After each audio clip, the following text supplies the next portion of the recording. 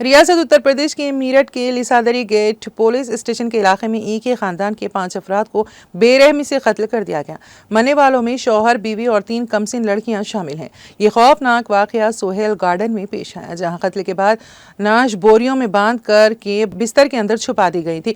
قتل کی اس واردات سے پورے علاقے میں سنسنی پھیل گئی۔ مرنے والوں میں شوہر معین، بیوی اسما اور ان کی 3 بیٹیاں اقصیٰ، عزیزہ اور ادیبہ شامل ہیں۔ قتل کے بعد معین اور اسما کی لاشوں کو بستر کے باکس میں چھپا دیا گیا، جبکہ بچوں کی لاشوں کو بوریوں میں باندھ کر رکھ دیا گیا۔ معین مستری کا کام کرتا تھا۔ اس واردات کا پتہ اس وقت چلا جب معین کا بھائی سلیم اپنی بیوی کے ساتھ گھر آیا۔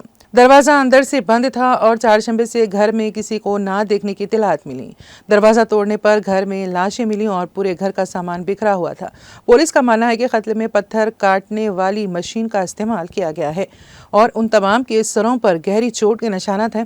قتل کی وجوہات ابھی تک واضح نہیں ہیں اور پوسٹ مارٹم رپورٹ کے بعد ہی مزید تفصیلات سامنے آئیں گی۔